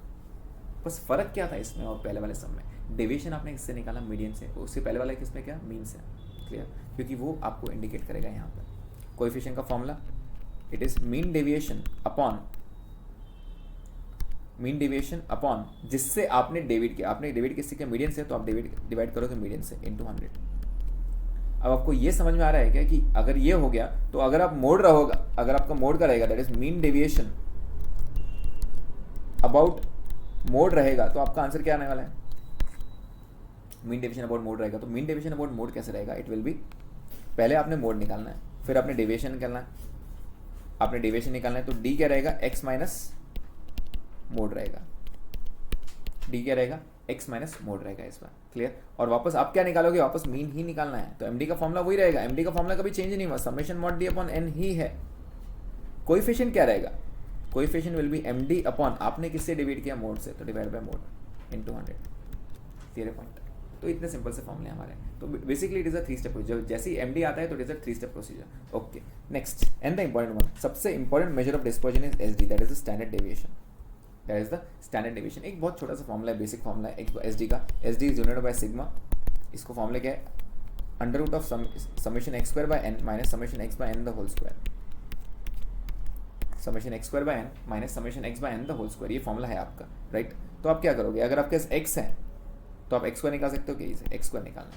तो आपने सिर्फ इसके टोटल्स करना है, नंबर ऑफ ऑब्जर्वेशंस दिया रहेगा और आपने ये फॉर्मूले में सब्स्टिट्यूट करना है, summation x square by n minus summation x by n the whole square. अब पॉइंट टू बी नोटेड, ये दोनों सेम नहीं है बॉस, ये अलग अलग है, ये अलग अलग है। ये समेशन एक्स का टोटल है, मतलब इसका टोटल है, और समेशन एक्स स्क्वायर का टोटल ये इसका टोटल है, क्लियर। एक एग्जांपल करते हैं ताकि आपको एकदम तुरंत समझ में आ जाए ये क्या कर रहा हूँ मैं। ये एक्स है और ये एक्स स्क्वायर है, 3 4 10 12, 3 4 10 12। यहाँ पे स्क्वायर क्या रहेगा, 9 16 100 एंड 144, प्लीज़ ऐड अप जल्दी से. 3 + 4 + 10 + 12 it's 29 and 9 + 16 + 100 + 144 this comes to 269. तो यहाँ पे एस डी का फॉर्मूला क्या रहेगा, यहाँ पे √((x²) कितना आया 269 divide by n number of observations 4 minus 29 divide by 4 इसका whole square ((x/n) the whole square. ऐसा फॉर्मूला है ये. तो आप सॉल्व कैसे करोगे, मैंने आपको रेगुलर लेक्चर में बताया था, एक बार फिर से बता दे रहा हूँ. ये वैल्यू m+ में करोगे आप, ये वैल्यू m+ में करोगे, ये value into is equal to करके m- में करोगे. इंटू इज इक्वल टू क्यों, क्योंकि वहाँ पे स्क्वायर है. स्क्वायर कैसे निकालते हैं, इंटू इज इक्वल टू करके, राइट. तो आप स्क्वायर करोगे m- एंड देन MRC दबाओगे एंड देन स्क्वायर रूट दबाओगे. क्लियर, चेक करो. 269 divide by 4 m + 29 divide by 4 into is equal to m- MRC and square root. This will give you 3.83. Clear point यहाँ पे, ठीक है. ये था S D, standard deviation. Standard deviation बहुत simple सा रूल है. अच्छा, क्या ये फॉर्मूला चेंज हो सकता है थोड़ा सा, क्या ये फॉर्मूला चेंज हो सकता है, यस चेंज हो सकता है. चेंज कैसे होगा, चेक करो. फिर ये ((x²/n) क्या ये x बार ही था, चेक तो करो. क्या हमने x बार का फॉर्मूला स्टार्टिंग में ये सीखा है, हाँ. ((x/n) क्या होता है, ((x/n) x बार तो होता है. तो क्या मैं x बार का डायरेक्ट स्क्वायर ले सकता था, यस आप ले सकते हो. तो ये फॉर्मूला भी वैलिड है. Clear. And now the important sentence, SD is independent of change of origin. Plus minus मतलब इंडिपेंडेंट मतलब क्या, फर्क नहीं पड़ता बॉस. इंडिपेंडेंट मतलब फर्क नहीं पड़ता है. Independent of change of origin मतलब प्लस माइनस कर लो फर्क नहीं पड़ेगा. इसका मतलब क्या, मतलब समझाता हूँ. एक सेंटेंस और लिख लेते हैं यहाँ पे. It is dependent on change of origin, sorry change of scale. Dependent of change of scale into divide मतलब क्या, फर्क पड़ता है. अगर आप मल्टीप्लाई डिवाइड करोगे तो आंसर को फर्क पड़ेगा, प्लस माइनस करोगे तो आंसर को बिल्कुल फर्क नहीं पड़ेगा. इसका मतलब क्या, यहाँ पे x की वैल्यूज है. अगर x की वैल्यूज है 6, 8, 10, 12 सपोज ये वैल्यूज है. अगर आप d करते हो x-3 सपोज x-3 तो ये क्या होगा 3, 5, 7 एंड 9. तो बोलने का मतलब ये है कि अगर आपका पहले आंसर आ रहा था, सपोज इसका SD आ रहा था 7, सपोज बता रहा हूँ इसका SD आ रहा था 7, तो इसका आंसर भी 7 ही आएगा. The answer will be unchanged क्यों, it is independent. Plus minus से कोई फर्क नहीं पड़ता है. दैट मीन्स अब ये सेंटेंस से लेके बहुत इंपॉर्टेंट क्वेश्चन पूछता है वो. ये सेंटेंस क्या है, तो यहाँ पे अब मैंने आपको बोल दिया कि मेरा मीन था 10 और मेरा SD था 4. मैंने सारे ऑब्जर्वेशंस को +3 कर दिया. What is the new mean, तो आप बोलोगे सर मीन तो 13 होगा क्योंकि उसको फर्क पड़ता है. मीन चेंज हो जाएगा. SD कितना रहेगा, SD अभी भी 4 रहेगा. SD को इंडिपेंडेंट, यहाँ से independent of change of origin मतलब क्या, प्लस माइनस से कोई फर्क नहीं पड़ता है. Okay next. अब ये प्रूव नहीं कर रहा हूँ यहाँ पे, मैंने रेगुलर लेक्चर्स में पूरे आपको सम्स सॉल्व करके प्रूव करके बताया था. यहाँ पे मैं एकदम ट्रिक्स बता रहा हूँ जल्दी करने के लिए. मीन था आपका 30, SD है आपका 5. सपोज ये क्वेश्चन दिया है, मैंने सारे ऑब्जर्वेशंस को 20% हाइक दिया. 20% हाइक दिया मतलब 20% ऐड किया, मतलब 20% से मल्टीप्लाई कर रहा हूँ, इंटू 120% कर रहा हूँ. इंटू से फर्क पड़ेगा क्या, हाँ पड़ेगा ना. तो ये क्या हो जाएगा, इसको 20% प्लस करूंगा तो ये 36 हो जाएगा. इसको भी 20% प्लस करूंगा तो क्या हो जाएगा 6. मल्टीप्लिकेशन से फर्क पड़ता है. 20% मतलब क्या, I am multiplying by 120%. Clear point. तो आई होप आपको ये पॉइंट समझ में आया. Okay, what is variance, variance बोलो या वेरिएंस बोलो. Variance in that SD square. SD निकालना आता है, हाँ सीखा ना हमने. उसको स्क्वायर कर दो तो फॉर्मूला क्या बन जाएगा इसका, (√((x²/n - ((x/n))2). ये SD का फॉर्मूला था. स्क्वायरिंग बोथ साइड से रूट हट जाएगा तो ये फॉर्मूला वेरिएंस का बन जाएगा. दैट इज वेरिएंस का ही फॉर्मूला बन जाएगा. क्लियर. अच्छा, कोएफिशिएंट आता है इसका, यस कोएफिशिएंट आता है यहाँ पे. तो कोएफिशिएंट क्या है, इसके कोएफिशिएंट ऑफ SD नहीं बोलते हैं, इसके कोएफिशिएंट को बोलते हैं coefficient of variation. Coefficient of variation that is CV. It is SD upon x bar into 100. Now this is very important formula, ये बहुत बार पूछा जाएगा. SD upon x bar into 100. Clear है. चलो, CV क्या डिनोट करता है, CV of A is greater than CV of B. Normally अगर कंपैरिजन में कंसिस्टेंसी और वेरिएशन की बारी आती है तो CV यूज होता है. तो यहाँ पे जिसका CV कम रहेगा वो ज्यादा कंसिस्टेंट है. तो यहाँ पे CV किसका कम है, B का. तो हम यहाँ लिख सकते हैं B इज मोर कंसिस्टेंट. वो कंसिस्टेंट है, वो बहुत ज़्यादा वेरी नहीं कर रहा, बहुत ज़्यादा इधर भाग रहा नहीं है. अगर मान लो मैं आपकी स्टडीज़ को लेके पढ़ रहा हूँ, स्टडीज़ को लेके कर रहा हूँ, अगर आप रोज़ 4 घंटे 5 घंटे 4 घंटे 5 घंटे करो तो आपका CV कम रहेगा. यही अगर एक बंदा एक दिन में 3 दिन पढ़ाई नहीं करता और एक दिन सीधा 10 घंटे पढ़ाई करता है और वापस 3 दिन पढ़ाई नहीं करता फिर 10 घंटे पढ़ाई करता है, उसका CV ज़्यादा रहेगा। तो वो कंसिस्टेंट नहीं कहलाएगा। वो कंसिस्टेंटली पढ़ रहा है क्या? नहीं, वो कभी कभार पढ़ रहा है। लेकिन जो 4-5 घंटे पढ़ने वाला है वो ज़्यादा कंसिस्टेंट है, तो उसका CV कम रहेगा। क्लियर? तो यहाँ पे हम बोल सकते हैं, अगर यही डेटा है तो हम बोल सकते हैं A is more variable, A is more variable. Clear? तो CV निकालना आता है क्या हमको? हाँ, CV का फॉर्मूला सीखा हमने, SD/X बार इंटू 100। तो CV हम क्यों यूज़ करते हैं? कंपैरिजन के लिए। तो कभी कभार ऐसा हो सकता है कि आपको 2 ग्रुप्स दिए रहे हैं, A और B, और उसका SD और X बार दिया रहेगा, तो आपको दोनों का CV निकालना है और देखना है कौन कंसिस्टेंट है ज़्यादा। क्लियर? ओके, यहाँ पे important point, for all if all the observations are same, all the observations are same, dispersion is 0। SD रहो, रेंज रहो, कुछ भी रहो, डिस्पर्जन 0 रहेगा। क्यों 0 रहेगा? The reason is, what do you mean by dispersion? Dispersion is scatterness. जब सारे ऑब्जर्वेशन सेम है मतलब डेविएट हो रहा है क्या कुछ? जब डेविएट ही नहीं हो रहा है तो आंसर 0 ही आना है ना। यस, मतलब अगर मैं आपको बोल दूं ऑब्जर्वेशन जरा 5, 5, 5 एंड 5, इसका SD निकाल के दो, मैं सॉल्व भी नहीं करूंगा, सीधा सीधा बोलूंगा SD 0 है। क्यों?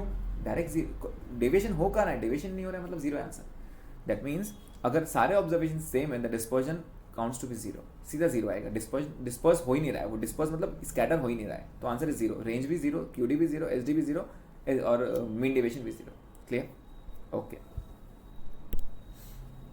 नेक्स्ट पॉइंट इज यहाँ पे combined mean and combined SD, combined mean and combined SD। तो कंबाइंड मीन के क्वेश्चंस बहुत ज़्यादा है, कंबाइंड SD पे बहुत कम क्वेश्चन आते हैं, बट इसका मतलब ये नहीं कि फॉर्मूला में हम सीख नहीं सकते हैं। फॉर्मूला इजी है, हम ट्राई ज़रूर करेंगे। कंबाइंड मीन के ऊपर बहुत आता है। कंबाइंड मीन क्या रहता है? तो मान लो एक क्लास में नंबर ऑफ बॉयज़ है और एक क्लास में नंबर ऑफ गर्ल्स हैं। बॉयज़ भी हैं, गर्ल्स भी हैं।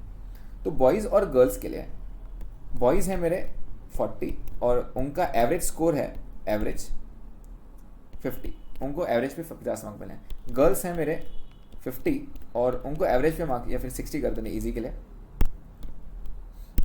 गर्ल्स हैं 60 और एवरेज पे उनको मार्क्स मिले हैं 70 सपोज। हाँ, ये मार्क्स मिले हैं, सपोज ये मार्क्स मिले हैं। लेकिन मुझे बॉयज़ और गर्ल्स का नहीं चाहिए, मुझे पूरे क्लास का चाहिए। तो पूरे क्लास का आप कैसे निकालोगे? तो पूरे क्लास का आप यहाँ पे इसको X1 और इसको X2 कर दोगे, इसको N2 और इसको N1 कर दोगे, 2 ग्रुप बांट दोगे, N1 N2 X bar 1 X bar 2। तो यहाँ पे कंबाइंड मीन का फॉर्मूला क्या है? कंबाइंड मीन का फॉर्मूला बहुत सिंपल है, it is N1 X bar 1 plus N2 X bar 2 upon N1 plus N2। Clear? Combined mean X bar 1 2 लिखा मैंने, 1 2 क्यों लिखा? क्योंकि कंबाइंड मीन कर रहा हूँ। तो यहाँ पे आपको सिर्फ मल्टीप्लाई करके डिवाइड करना है। कैसे करेंगे? चेक, N1 कितना है 40, X बार कितना है 50 plus 60 into 70 upon N1 is 40 plus 60, आपको ये निकालना है। तो आप सॉल्व कैसे करोगे? 40 into 50 M plus 60 into 70 M plus total MRC divide by 100, so this comes to 62। Please check. तो एवरेज पे पूरे क्लास का 62 एवरेज है, ये बता सकता हूँ। अच्छा, कभी कभार वो क्या करेंगे मालूम क्या? वो पूरे क्लास का दे देंगे, ये मिसिंग दे देंगे, X बार 2 इनका एवरेज मिसिंग दे देंगे, ये नहीं है। वो बोलेंगे पूरे क्लास का 62 एवरेज है, गर्ल्स का एवरेज निकाल के दो। तो ठीक है ना, आप इसको 60 पकड़ लोगे यहाँ पे और इसको X बार 2 ही रहने दोगे, मिसिंग फिगर निकालोगे। चलो चेक करो, देखो आ रहा है क्या? X बार 1 2 62 है, 40 इंटू 50 प्लस 60 इंटू ये पता नहीं हमें अपॉन 100। 100 कैसे है? 40 प्लस 60। बस ये सॉल्व करो यहाँ। अगर आप ये यहाँ मल्टीप्लाई करोगे तो ये हो जाएगा 6200। ये जब इधर आएगा तो माइनस हो जाएगा और ये हो जाएगा 60 X बार 2। ठीक है, तो 4200 divide by 60 is equals to X bar 2 which comes to 70, वही आएगा। तो इस तरह आपको किए जाएंगे। अब बहुत बार क्वेश्चंस कैसे पूछते हैं इसके अंदर कि a group consist of 20 students, the average weight is 50 kg। ठीक है, एवरेज वेट इज 50 kg। उसमें से 12 स्टूडेंट्स का वेट है, एवरेज वेट है 60 kg। 5 स्टूडेंट्स का वेट है 55 kg। What is the average weight of 3 remaining students? क्या कहा उसने? 20 का ग्रुप है जिसका एवरेज वेट है 50, मतलब ये टोटल ग्रुप की बात कर रहे हैं।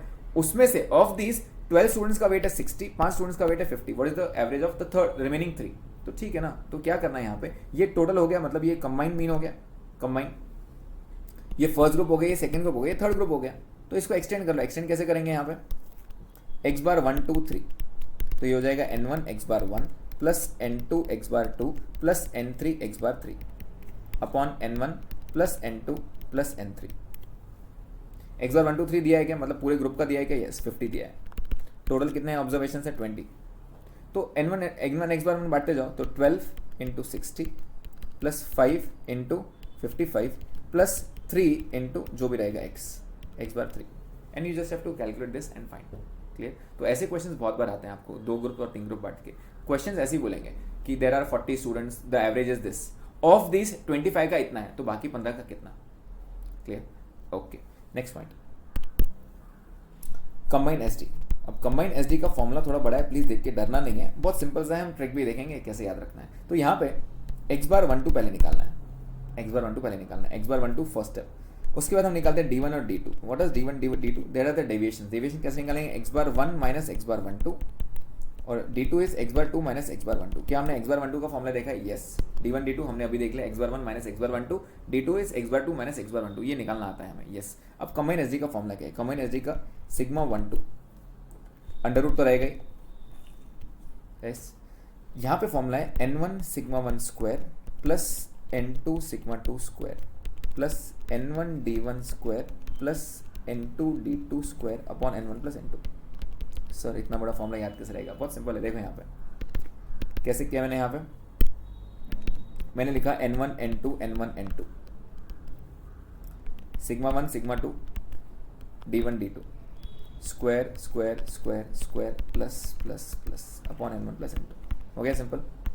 यस। क्या किया हमने? n1 plus n2 n1 n2 sigma 1 sigma 2 d1 d2 square square square square. Sir ये डेटा पूरा दिया रहेगा? यस, पूरा डेटा दिया रहेगा। यहाँ पे n1 सिग्मा 1 सिग्मा 2 भी दिया रहेगा, मतलब standard deviation of first group, standard deviation of second group, d1 भी दिया रहेगा, d2 भी दिया रहेगा। आपको सिग्मा 1 2 निकालना है। अच्छा, वेरिएंस पूछा तो क्या करेंगे? वेरिएंस है तो स्क्वायर रूट हटा देना ना, इसको वेरिएंस करेंगे मतलब सिग्मा 1 2 स्क्वायर कर देना, तो स्क्वायर रूट हटा देना। तो स्क्वायर रूट निकालने से पहले जो वैल्यू रहेगा that will be variance, square root दबाओगे तो एसडी आ जाएगा। क्लियर है पॉइंट? फॉर्मूला क्या है? n1 n2 n1 n2 sigma 1 sigma 2 d1 d2 square square square square. Clear? अब जहाँ पे मैंने, अगर आपको याद होगा तो मैंने कैलकुलेटर पे ये सारे ट्रिक्स सिखाए हैं, प्लीज़ एक बार वो वापस कैलकुलेटर ट्रिक्स रिवाइज कर देना। ये m प्लस वाले हैं, ये सारे m+ वाले हैं, डिवाइड बाय MRC करोगे आपका डायरेक्ट आंसर आ जाएगा। चलो, तो क्या कंबाइन एसडी भी हो गया? यस, कंबाइन एसडी भी हो गया हमारा। फर्क अब एक्स्ट्रा क्या है? Extra is corrections. कभी कभार देयर में भी करेक्शंस, गलतियाँ होती रहती हैं, हमसे भी होती हैं, सबसे होती हैं। तो जिसने क्वेश्चन लिखा होगा उससे भी गलती होगी। गलती क्या हुई कि उन्होंने 40 ऑब्जर्वेशंस थे और उन्होंने मीन निकाला 50। बाद में उनको रियलाइज हुआ कि a mark 53 was misread as 35, उल्टा लिख दिया उसने, 53 को 35 लिख दिया। मतलब सही क्या है गलत क्या है? A mark 53 was misread as 35, मतलब 53 is the correct value, 35 is the गलत वैल्यू। तो उसने मीन कैसे निकाला होगा? गलत वैल्यू से, क्योंकि उसने 35 यूज किया होगा, राइट? तो हमें इसको ठीक कैसे करना है? तो ठीक ऐसे करना है भाई, गलती कहाँ हुई है सबसे पहले वो देखो। मैं आपको एक कंसेप्ट बता रहा हूँ, ध्यान दो। उसने क्या किया होगा? आप मीन कैसे निकालते हो? तो यहाँ x रहता है, आप सारे वैल्यूज लिखते हो यहाँ पे, और फिर आप टोटल करते हो, और फिर आप x बार निकालते हो, और आप x बार निकालते हो समेशन x करके n करके, ऐसे निकालते हो। यस। तो उसकी गड़बड़ कहाँ हुई? यहाँ पे 53 लिखना चाहिए था, लेकिन उसने गलती से 35 लिख दिया, तो उसके टोटल में 35 आया होगा, मतलब टोटल गलत हुई ना, तो उसने गलत टोटल से ये निकाल लिया होगा। तो हमें वो टोटल को ठीक करना है, हमें मीन को ठीक नहीं करना है, हमें क्या करना है? वो टोटल को ठीक करना है। तो टोटल को ठीक कैसे करूँ मैं? पहले गलत टोटल दो मुझे, तो गलत टोटल कैसे आएगी? तो हमारे गलत आंसर से हमारा टोटल निकालेंगे। तो x बार क्या था? 50, हमें समेशन x पता नहीं, लेकिन हाँ n था हमारा 40, तो समेशन x उसका कितना आया होगा? 2000। ये सही था क्या? नहीं। इसको ठीक करो। ठीक कैसे करेंगे? बहुत सिंपल है, जो गलत वैल्यू उसको बाहर निकालो, जो सही है उसको ऐड करो। तो करेक्टेड समेशन x क्या रहेगा? ये 2000 में से जो गलत है उसको बाहर करो, जो सही है उसको ऐड करो। गलत कौन सा है? 35, चल बाहर। सही क्या है? 53, आने दो अंदर। तो यहाँ क्या रहेगा? 2000 minus 35 plus 53, this comes to 2018। Total पूछा था कि आपसे? नहीं, आपको नया मीन पूछा था। तो नया मीन कैसे निकालता है? मीन का हमारा फॉर्मूला है ना, mean is summation x upon n। इस बार सही के साथ, तो 2018 डिवाइड बाय 40 विल बी 50.45। तो आपका करेक्टेड मीन था 50.45। Are you getting the point? Clear है पॉइंट ये? तो इस तरह आप करेक्टेड करते हो। कभी कभार इसके अंदर वो क्या बोलता है, इसके अंदर क्या बोलता है, कभी कभार दो वैल्यूज भी गलत हो सकती हैं। 53 को 35 कर दिया और 63 को 36 कर दिया, ऐसा भी हो सकता है। तो क्या करोगे? टोटल पहले निकालो, उसके बाद जो गलत है दोनों गलत को माइनस करो, दोनों सही को ऐड करो। ठीक है? लास्ट मोमेंट, एक एक्सेप्शनल केस, वो क्या बोल सकते हैं? एक काम करो, जो गलत वैल्यू उसको बाहर निकालो, वो छोड़ के मीन बताओ कितना है, वो छोड़ के मीन बताओ। तो वो छोड़ के कितना मतलब क्या? वो ये बोल रहे हैं कि सही मीन नहीं चाहिए उनको, वो 53 वाला चाहिए ही नहीं उनको। फॉर एग्जाम्पल मैं आपको दे रहा हूँ यहाँ पे मीन उन्होंने निकाला था 50 और ऑब्जर्वेशंस थे आपके 40। बाद में उन्होंने रियलाइज किया कि एक वैल्यू 53 थी जो उन्होंने गलती से 35 लिख दिया।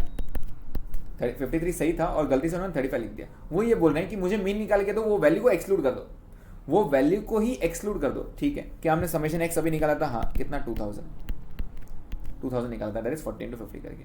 अब वो क्या बोल रहे हैं, मुझे सही वैल्यू नहीं चाहिए, मुझे क्या चाहिए, वो वैल्यू को एक्सक्लूड ही कर दो, हटा दो, वैल्यू को हटा दो। तो हटा दो, तो 2000 में से 35 निकाल लो, कितना आया ये 1965। ठीक है, 1965। अब अगर मैं मीन निकालता हूँ तो इस बार मेरे ऑब्जर्वेशंस कितने हैं? It is 1965 divide by 39 and not 40। एक वैल्यू हटा दिया ना आपने, तो इस बार डिवाइड बाय 39 करेंगे। क्लियर है? अगर वो बोलते हैं रिप्लेस करके करो तो 40 है, लेकिन अगर वो बोलते हैं एक्सक्लूड कर दो तो एट दैट टाइम आपका नंबर ऑफ ऑब्जर्वेशन भी कम हो जाएगा, that will be 39। Clear point? Okay, and moving to the last point, a very important point. इस पे क्वेश्चन आना ही आना है, कंपल्सरी आना है, क्योंकि बच्चे यही गड़बड़ करता है। गड़बड़ क्या करता है यहाँ पे? आपको पॉइंट टू बी नोटेड क्या रहेगा? सेंट्रल टेंडेंसी और डिस्पर्शन।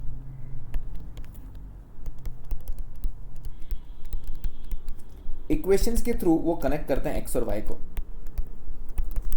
यहां पे आपका काम आता है central tendency is dependent words की यूज किया मैंने। सेंट्रल टेंडेंसी मतलब मीन, मीन मोड, तीनों की बात कर रहा हूं। Is dependent on change of origin, dependent on change of scale, मतलब सबको फर्क पड़ता है। डिस्पर्शन के लिए क्या है? डिस्पर्शन के लिए it is independent of change of origin, मतलब प्लस माइनस से फर्क नहीं पड़ता, लेकिन हाँ चेंज ऑफ स्केल से फर्क पड़ता है। चेंज ऑफ स्केल से फर्क पड़ता है सबको, रेंज हो, क्यूडी हो, एमडी हो, एसडी हो। मैंने वर्ड यूज किया dispersion. Dispersion is independent of change of origin, plus minus से कुछ फर्क नहीं पड़ता, लेकिन मल्टीप्लिकेशन डिवीजन से फर्क पड़ता है। तो यहाँ पे इक्वेशंस के थ्रू वो आपको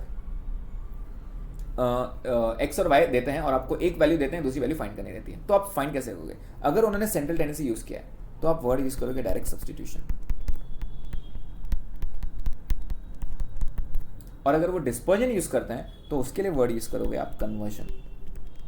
अब ये क्या है मैं आपको समझाता हूँ। कन्वर्जन करो, कन्वर्जन किस में? तो कन्वर्जन दो टाइप्स के रहेंगे, y is equals to A plus B x या फिर x equals to A plus B y. इसमें कन्वर्ट करो, इसमें आपको कन्वर्ट करना है। कैसे करना है मैं आपको सिखाता हूँ। अब मालूम कैसे पड़ेगा? तो इसमें रूल है, जो ढूंढना है वो पहले, whatever you have to find should be come first, whatever you have to find should come first.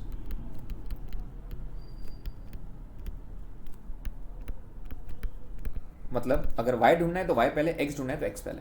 ठीक है, चलो चेक करते हैं क्या बता रहा हूँ मैं। अब यहाँ पे मैं आपको एक बहुत सिंपल सा क्वेश्चन पूछ रहा हूँ। मैं आपको बोल रहा हूँ मीन, या फिर क्वेश्चन ऐसे देता हूँ, x and y are related by,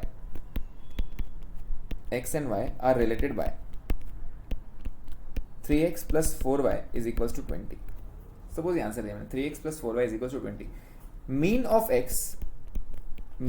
x is 10, find mean of y, find mean of y।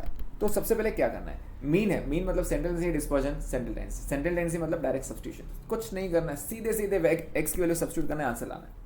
Answer क्या रहेगा? It will B 3 into 10 plus 4y is equals to 20। 4y is equals to 20 minus 30, y is equals to minus 10 by 4 which comes to minus 2.5। क्या mean minus में आ सकता है? बिल्कुल आ सकता है, कोई प्रॉब्लम नहीं है। Central tendency can be negative, चलता है। Dispersion can not be negative, dispersion हमेशा पॉजिटिव रहेगा, ये चलेगा, राइट। सेंट्रल टेंडेंसी था। अच्छा, अगर मैं मीन की जगह मीडियन लिख दूँ तो कुछ फर्क पड़ेगा क्या? तो मीडियन ऑफ एक्स है तो आप मीडियन ऑफ वाई फाइंड करोगे। अच्छा, मीडियन ऑफ वाई बोल दूं तो मीडियन ऑफ एक्स फाइंड कर सकते हो। कैसे? Direct substitute. मतलब सेंट्रल टेंडेंसी रहा तो हमें कोई टेंशन ही नहीं है, डायरेक्ट सब्स्टिट्यूट करो, आंसर लेके आओ। सिर्फ एक्स या वाई की वैल्यू उसमें सब्स्टिट्यूट करो और आंसर लेके आओ, सिंपल सा। बट अगर डिस्पर्जन है, डिस्पर्जन 4 पार्ट्स कौन से? Range, MD, QD, SD. इन चारों में से अगर कोई पूछते हैं तो आपको कन्वर्ट करना पड़ेगा। कन्वर्ट के लिए इक्वेशन क्या बताया मैंने? इधर y is equal to A plus B x और x equal to A plus B y. अब जो मैंने नेक्स्ट वीडियो है जहाँ पे कोरिलेशन रिग्रेशन सीखेंगे उसके अंदर फिर से इसका टॉपिक का जिक्र होगा। अभी फिलहाल के लिए क्या है उसका बताता हूँ मैं आपको। सपोज सेम इक्वेशन को लेता हूँ मैं, 3x plus 4y is equal to 20। x और y रिलेटेड है। मैं आपको बोल रहा हूँ S D of x is equal to 2, find S D of y, find S D of y, ये बोल रहा हूं मैं आपको। अब अगर ये मैंने आपको दिया तो आपको करना क्या है? जो ढूंढना है वो पहले। एस डी सेंट्रल टेंडेंसी या डिस्पर्जन तो आप बोलोगे डिस्पर्जन। डिस्पर्जन मतलब कन्वर्जन या सब्स्टिट्यूशन तो आप बोलोगे सर कन्वर्जन। तो कन्वर्ट किस में करूं? मेरे पास दो इक्वेशन है ना, y is equal to A plus B x और x equal to A plus B y. तो कन्वर्ट किस में करूं? जो ढूंढना है वो पहले। क्या ढूंढना है? y ढूंढना है ना, तो y is equal to A plus B x form में कन्वर्ट करो। y is equals to A plus B x form में कन्वर्ट करो, मतलब y एक तरफ बाकी सारे टर्म्स एक तरफ, तो 4y is equals to -3x plus 20। Clear? मुझे सिर्फ y चाहिए क्योंकि y is equals to A plus B x है ना, y एक तरफ बाकी सारे टर्म्स एक तरफ, तो y 4 को उधर भेज दो, तो क्या हो जाएगा -3/4x प्लस 20/4। क्लियर? ये हो गया हमारा रूल। क्या ये स्टैंडर्ड फॉर्म में कन्वर्ट हो गया? Yes, y is equals to A plus B x form में कन्वर्ट हो गया। x के साथ जो टर्म है उसको हम बोलते हैं b, x के साथ जो टर्म है उसको हम बोलते हैं b, and now sd of y will be equal to mod b into sd of x। क्या कहा मैंने? sd of y will be mod b into sd of x। Mod क्यों लगाया? क्योंकि डिस्पर्जन नेगेटिव वैल्यूज नहीं लेता है, dispersion is always positive. Dispersion negative आया मतलब कुछ गड़बड़ कर रहे हो आप, dispersion is always positive, it has to be mod b। तो आंसर क्या है? क्यों मॉड b? क्यों? अगर आपको याद रहा होगा, ये 20 को मैं क्या बोल सकता हूँ? +20, मतलब ये चेंज ऑफ ओरिजिन है, उससे फर्क नहीं पड़ता है। चेंज ऑफ ओरिजिन है, चेंज ऑफ स्केल से फर्क पड़ता है। ये मल्टीप्लीकेशन में यहाँ पे एक्स साथ मल्टीप्लीकेशन में मतलब चेंज ऑफ स्केल है, स्केल है, इसलिए मैं यहाँ पे सिर्फ बी को कंसीडर कर रहा हूँ, ए को हटा दे रहा हूँ। ए मेरे काम का नहीं था, क्यों? It was change of origin. Dispersion is independent of change of origin, उससे फर्क नहीं पड़ेगा, it is dependent on change of scale, इसलिए मैं वो 3/4 यहाँ पे ले रहा हूँ। चेक, तो it will 3/4 S D of x दिया था क्या ऊपर? चेक करो, यस 2 दिया था, तो आपका आंसर रहेगा 1.5। क्लियर? अच्छा, अगर ये सेम क्वेश्चन में 3x plus 4y is equal to 20 दें, और अगर वो देते S D of y is 2, find S D of x, अगर ऐसे देते तो हम क्या करते? सबसे पहले हम सवाल पूछते ये सेल टेंडेंसी है, डिस्पर्जन है, तो आप बोलोगे डिस्पर्जन। डिस्पर्जन मतलब डायरेक्ट सब्स्टिट्यूशन है, कन्वर्जन, तो आप बोलोगे कन्वर्जन। कन्वर्जन किस में? तो मैं बोलूंगा जो ढूंढना है वो पहले ढूंढना क्या है? x, तो x equals to A plus B Y form में कन्वर्ट करो, x equals to A plus B Y form में कन्वर्ट करो, तो x एक तरफ, बाकी सारे टर्म्स एक तरफ, तो 3x is equals to -4y plus 20। मुझे सिर्फ x चाहिए, कोई और टर्म नहीं चाहिए, डिवाइड कर दो वहाँ पे, तो x equals to -4/3y plus 20/3। क्या हमारा स्टैंडर्ड फॉर्म आ गया? यस, स्टैंडर्ड फॉर्म आ गया। y के साथ क्या टर्म है? b। ये हमारे 20/3 हमारे काम का नहीं है। क्यों काम का नहीं है? वो a है, हमें b की वैल्यू चाहिए, y के साथ जो लिंक्ड है। अब आंसर क्या रहेगा? It will B S D of x will be mod b into S D of y। Mod b कितना? -4/3, sorry mod b is +4/3, that is यहाँ पे b की वैल्यू आएगी, इंटू एस डी कितना दिया है? 2, and therefore it will B 8/3, जो भी आंसर आएगा आपका 2.66। Clear point? समझ में आया ये? अच्छा, एस डी की जगह मैं रेंज यूज़ कर सकता हूँ, same point. M D use कर सकता हूँ, सेम। क्यू डी यूज़ कर सकता हूँ, सेम करना है। मतलब यहाँ पे कुछ फर्क पड़ नहीं रहा है, चीज़ वही है, कुछ अलग नहीं है। इसके अंदर मैक्सिमम वैरायटी क्या पूछ सकते हैं? मैक्सिमम वैरायटी ये हो सकती है, suppose X and Y related by 2x plus 3y is equals to 10। Suppose मैंने 2x plus 3y is equals to 10 दिया, और मैंने आपको बोल दिया mean of x is 5, md of x is 2। मुझे चाहिए coefficient of md of y। अब देखो, देते हैं x का है, पूछते y का है, कोएफिशिएंट। तो सबसे पहले कोएफिशिएंट का फॉर्मूला याद करो। कोएफिशिएंट का फॉर्मूला याद रहा क्या? तो हमने किया था md अपॉन मीन इंटू 100। ये फॉर्मूला स्टडी किया था, यस हमने ये स्टडी किया था। तो हमें किसका चाहिए? y का चाहिए। तो y का md निकालो और y का मीन निकालो। अच्छा, y का मीन निकाल सकता हूँ क्या मैं? बिल्कुल निकाल सकते हैं। मीन के लिए क्या बोला मैंने? Central tendency, dispersion. Sir central tendency direct, yes direct substitute करो। तो मीन को डायरेक्ट सब्स्टिट्यूट करो मीन ऑफ y के लिए। तो मैं यहाँ पे 2 पार्ट्स में करूँगा। Mean of y, mean of y कैसे निकालेंगे? डायरेक्ट सब्स्टिट्यूट करके। क्यों? सेंट्रल टेंडेंसी का पार्ट है, यस। तो x की वैल्यू डायरेक्ट सब्स्टिट्यूट करो, आंसर लेके आओ। चलो करो, 2x प्लस 3y, अच्छा इसको 20 कर दो इजी करने के लिए, 20, ठीक है। तो यहाँ पे 2 into 5 plus 3y is equals to 20, and therefore 3y will be 10 and y is equals to 3.33। ये क्या आया? मीन आया। md सेंट्रल टेंडेंसी है, डिस्पर्जन, तो आप बोलोगे सर डिस्पर्जन, कन्वर्जन या सब्स्टिट्यूशन? कन्वर्जन। किस में क्या ढूंढना है? y ढूंढना है। तो y is equals to A plus B x form में कन्वर्ट करो, y is equals to A plus B x form में कन्वर्ट करो। हमें ये b की वैल्यू चाहिए, क्लियर। तो वहाँ पे कन्वर्ट करेंगे, 3y is equals to 20 minus 2x। मुझे सिर्फ y चाहिए यहाँ पे, तो 20/3 माइनस 2/3x। हमें कौन सा टर्म है? 2/3 मतलब का है। 2/3 कैसे करेंगे? md of y is equals to mod b into md of x।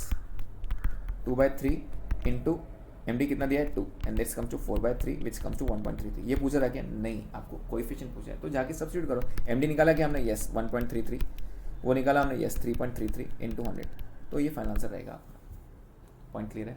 थोड़ा सा लेंदी था, बट हाँ सिंपल सा पार्ट है, बहुत ज़्यादा टफ नहीं है। बट बच्चे यहाँ पे टफ क्रिएट कर देते हैं कुछ प्रॉब्लम बनाने के लिए। तो यहाँ पे रूल क्या है, इसको एकदम शॉर्टकट में करेंगे। सेंट्रल टेंडेंसी मतलब कोई झंझट ही नहीं है। अगर डिस्पर्जन है तो क्या था, S D of Y is mod B into S D of X. क्या मीन डेविएशन में भी same formula? Yes, mean deviation will be mod B into M D of X. Q D रहेगा तो same formula, Q D will be mod B into Q D of X and range of y will be mod b into range of x। Same चीज़, यही चीज़ अगर मुझे x निकालना रहा तो उल्टा हो जाएगा, तो S D of x will be mod b into S D of y and so on. Clear? इसके लिए इक्वेशन कौन सी लगेगी, y is equals to A plus B X. Rule क्या है, जो ढूंढना है वो पहले ढूंढना है, पहले मतलब y पहले, y ढूंढना था तो y इज इक्वल्स टू करेंगे। अगर x ढूंढना है तो x equals to A plus B Y. हमारे काम की वैल्यू कौन सी है, ये b, ये b हमारे काम की वैल्यू, a हमारे काम का नहीं है, because it is independent of change of origin. a से हमें फर्क नहीं पड़ता, b से फर्क पड़ता है। क्लियर? यहाँ पे एक लास्ट पॉइंट, बस एक लास्ट पॉइंट क्या था, वेरिएंस का।